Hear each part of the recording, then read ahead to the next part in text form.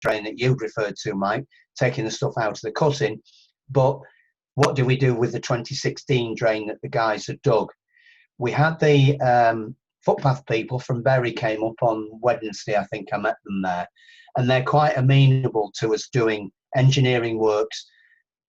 The flag drain will not take the water, so what we have to do is accept the water from the gate and say from there we have to move it down the drain, and it would mean installing something like, I don't know, a concrete step stroke drain, which means it's not going to erode down the footpath. Those are the trains of thought at the moment. So yes, we have learned a lot from what's happened. Bill, you've got a question? Thanks, Stuart. Yeah, I think you've sort of semi-answered just by your last comments, really, Stuart. But right. I guess it is going to be a stepwise approach, and we start off by thinking about rethinking the drains and moving the water away from the slip area so we can get rid of it into the Irwell, distant from the slip. Yes. Then the concept of shifting the track to the east. Yeah. Yeah, relaying it to the east. Yeah. Yeah, yeah. Then that's really just to overcome the edge erosion as much as anything else. Yeah. It's not going to stop the slip. Then there's, you know, and I'm not belittling its importance, but then we're going to do a replanting thing. Now, this seems like a stepwise sequence towards time buying to create some money to do a definitive treatment. Yeah. What would you see as, I think you're right. What do you see as the definitive treatment, or am I putting you in a ridiculous position there? We need some more. You are, because I'm not an engineer. I'm a geologist. You know, I do lots of floods, and that's why it's great to have you guys on, and Carl, who is, as he said, he's going to take the information that I've fed through here back to the directors to wave the flag and say, look, we should have been looking at this when Andy Morris was with us. And we decided we couldn't do it because Wardell Armstrong were charging us too much money. So for me to have gone along and done this just as a simple geologist and say, look, basically this is what we've got, here's the information, has actually satisfied a question which the railway investigation people have been asking of Network Rail.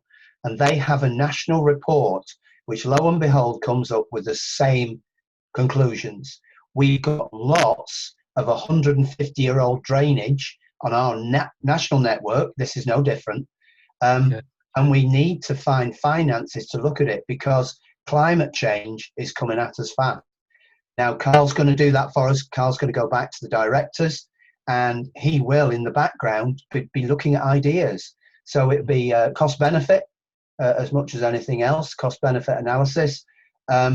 You know, do you fill it full of concrete? Do you know, I don't know, fly elephants over it? Whatever engineers do to get us over there, we are now going to start looking at it.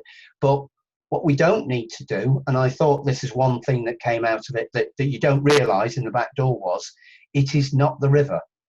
So you don't have to look at going to the edge of the river and dealing with that. Yeah. What you need to be doing is controlling the drainage and then looking at other things.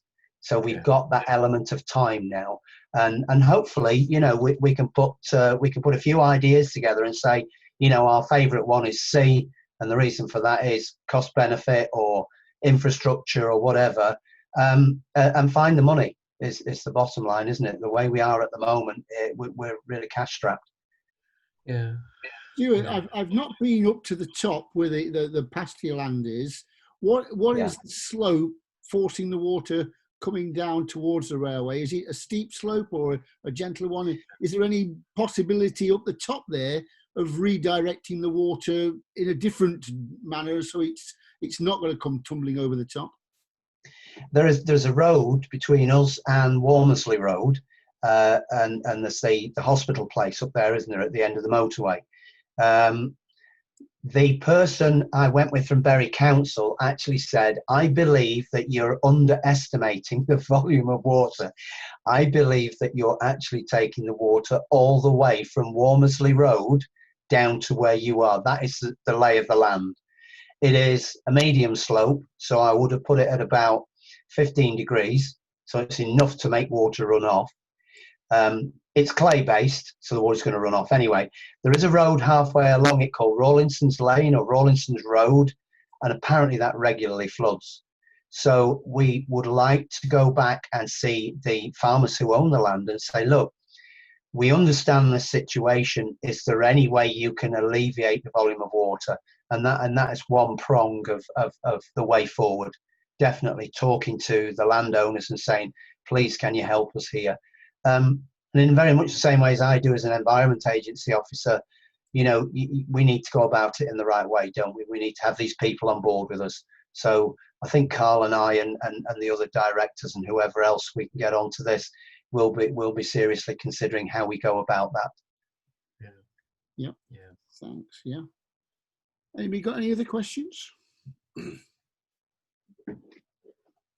Tony? It just seems it's a good job the river's there in effect to take the water away. Oh yeah, certainly is. Yeah. Yeah. You know, I mean, that is true of all the rivers. They are there to take it away. And that is an Environment Agency problem at the moment, is climate change brings short, sharp showers like that. And we regularly, you know, places like Worley, the water that comes off the land is huge. And it's a Network Rail problem, you know, it's a problem all over the network that they have to deal with in terms of railway infrastructure. Of course, the railways, the motorways, and anybody else passes it on to the Environment Agency who have to look after the rivers.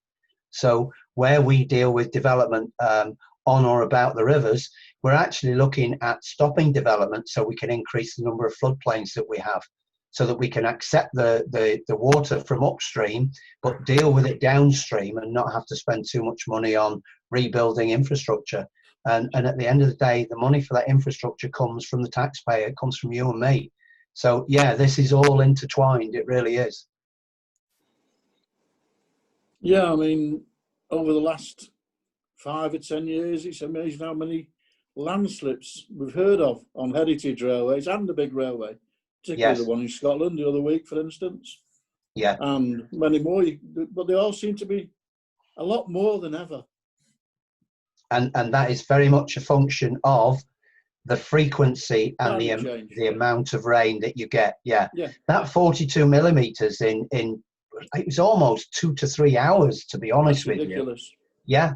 And the weather, when you look at the weather, because of course when you say, well, can you get somebody to give us a warning about this, the weather people are having to spend millions of pounds to refine their weather forecasts to give us the heads up for when this happens. So working for Lancashire and Cumbria, I quite often wind up wondering whether I'm going to spend Christmas in Penrith, because that's where the clouds are going to be, or am I going to spend them in Lancashire trying to get the army to give us another helicopter to fill some breaches in? It is a serious problem, and this is on our doorstep now. Yeah. Thanks, Tony. Okay. Technical question. The boys and girls know I'm going to ask this one, but how accurate is I'm not quite querying the fact that there was a shed load of water came off those farmers' field, but the calculation to get you to millions of litres, how accurate is that data? You know, it talked about a 42 millimetre rainfall. Who does the 42 millimeters of rainfall came from, believe it or not, I got home, done the video, and I'm thinking, how on earth do I figure what the volume is? And there's that rather nice young gentleman who does our local weather forecast, and his first words out of his mouth at 6 o'clock while I was making my tea was, honestly, in Rochdale today, they had 42 millimeters of rain. And I couldn't believe it. I thought, what a coincidence, you know. That was the rain we got. Other than that, there are monitoring stations. So Fletcher Bank Quarry has a monitoring station, and I think the next one we get it upwards towards Helmshire. But we are considering putting our own monitoring station in, just to give us those heads up in advance, really.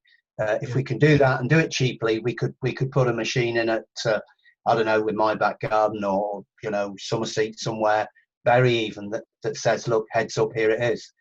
I had originally thought that the Environment Agency flood warning system was the best, and in fact it wasn't. They tell us about a flood in the river and the volume of water in a river. What we actually need to know is what Richard Law told us. And he said, no, you want to know rainfall. So I've had to go back to the Met Office and get on their weather warning system. Right. So I get lots of tweets. Yeah. Stuart, I'm looking at a satellite view of the area now. There's Ben's Reservoir only 100 meters to the south. Yes. Could we not divert a channel? I don't know the terrain. Is it too steep to divert the rainwater off the pasture land down towards Ben's Reservoir? Is it not fit that way? That is the old reservoir which related to the brickworks. And two things come out of that. One of them is that next to the brickworks there is a waterfall. I don't know whether you ever noticed it when we go up there, but there is a stream that comes down that side of the fields. And I believe it was actually the feed for that reservoir which fed the brickworks. Now that feeder goes underneath the railway and comes out the other side. Again, a 150-year-old drain. If we wanted to feed water in that direction, we would have to get the permission of the landowner, who, believe it or not, was the gentleman who had his wedding on our railway not some years back, if you recall. Yeah. A very amenable gentleman, and I'm sure he wouldn't mind it. It is just a function, as you say, of getting the lay of the land and seeing if a drain would actually go in that direction. And yes, I don't think you're wrong. The stream is really weird because you would think that it would take the volume of water that comes off those fields, the whole volume, shall I say, and it doesn't. It probably takes less than a third of the south field. So it does take water, but not all of it. The rest of it comes at us. And going back to being a geologist, the reason for that is that fault that we saw in the riverbank, which goes all the way up the stairs through that V and makes that V channel up on the top fields. That's what directs the water at us. So the fault has a lot of faults about it, doesn't it? Fascinating. It is. Yeah. It is fascinating. It is. Thanks very much, Stuart. Has anybody Are you welcome? Comments? Yeah. No, very helpful. I'm glad for this second session. It's a pity that nobody else, or half the people didn't, but never mind. On behalf of the civil engineers, certainly, Stuart, and I presume your guard companions, thank you very much indeed. Thank you. Silent applause coming around. Thank you. And, I presume you've got to go and show this to the directors now, have you? I've shown this. I showed this presentation to Tracy about 2 weeks ago. Carl, Tracy and I went up to the landslip there to prepare for just getting information for the directors because they're going to ask similar questions. I completed the rainfall report day before yesterday, which I've sent to Carl as an addendum report to this phase 1. And yes, as soon as we have a directors meeting, Carl and Tracy are going to take it forward, based upon what we've done. Will John Whittaker get any chance to see this at all? Yes, he will. He doesn't do computers at all, so. No, I know. I will take it down to John and I'll show him what I've done because John has been tremendously helpful for me. Tremendously helpful.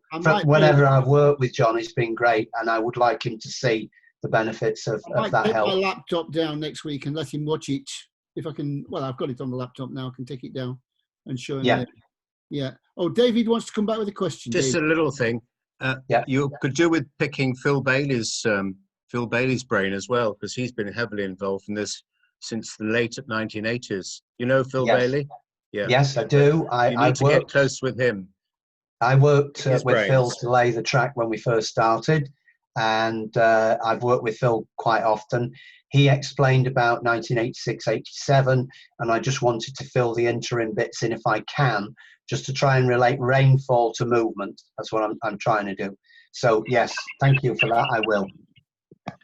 Okay, well, I think my evening meal is ready now, and everybody else. Mine too. Off.